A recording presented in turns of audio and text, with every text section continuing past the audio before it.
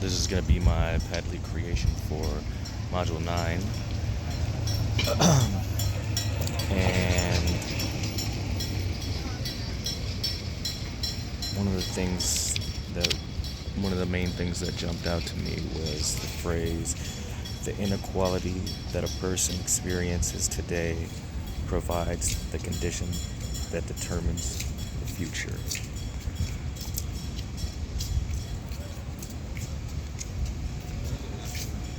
And yeah, I think for the most part, that's 100% true.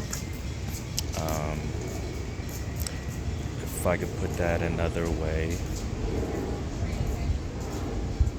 I guess we are a product of our environments, but also Frederick Douglass put it in this way.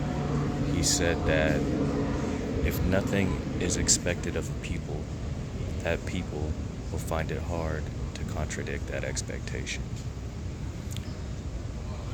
If you are from a low class area, let's say the slums, like we were talking about in the previous module, and you didn't have access to the same things that people in the next affluent area over had access to, your life trajectories might be different. If you in the lower class, or let's say you get EBT, let's say your parents don't work full time, or they're unemployed or underemployed. Just like we were reading, kids from lower class areas generally don't have the same food as or nutritional food available to them as kids that come from more affluent areas. If you go to school hungry, your brain isn't going to work as well. It's going to make it harder for you to learn.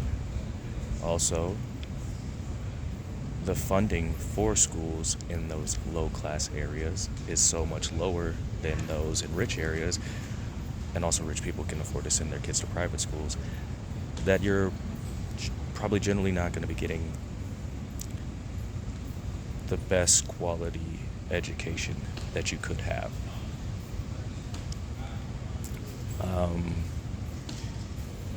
And like Frederick Douglass said, if nothing is expected of a people, those people will find it hard to contradict that expectation.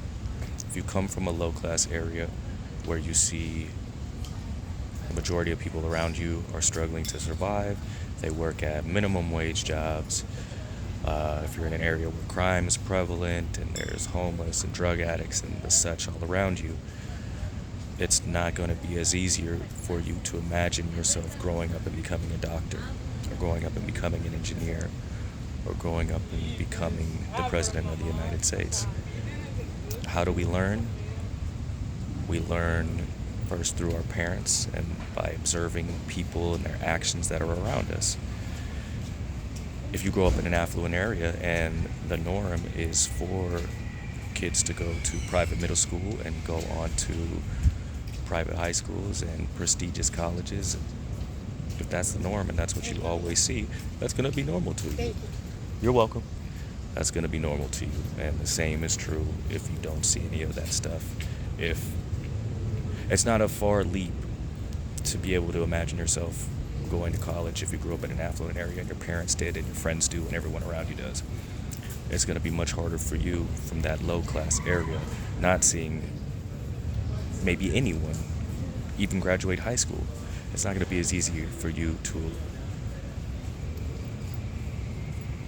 imagine or even consider doing that if you've not seen an example of it beforehand. And so that's unfortunately how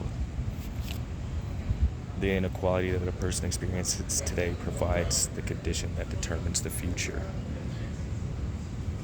I mean, it's unfortunate, but people that are in poverty situations generally birth children into the same type of situation, and then it just becomes a vicious circle unless I don't know, like a miracle happens. For me, personally, I grew up in like a hillbilly poor area, but once I graduated from high school, my mother went back. She went back to school. She went to junior college. She worked hard. She got her bachelor's. Went on to University of New Mexico. Got her master's. Started working on her PhD, but she was already doing what she wanted to do. She was working for the college in the science department. She has a microbiology degree, and she was going around to high schools and recruiting black and brown students to the science program because we're underrepresented. And she was going to so-called low-class areas and trying to recruit anyone who was interested in science, which not too many were, but the ones that were, they wanted to recruit. And yeah, I had that example. So now I'm 37 and I live in the Bay Area where it's extremely expensive and I struggle to survive. And the only way that I'm going to be able to afford to live here and buy a home is if I go back to school, get my nursing degree, and start to put some money away to where I can buy a home and start to accrue generational wealth that I can pass on and pass down. And the only reason that that's an option for me is because I saw my mom do it. And it's unfortunate that a lot of other people haven't had that example.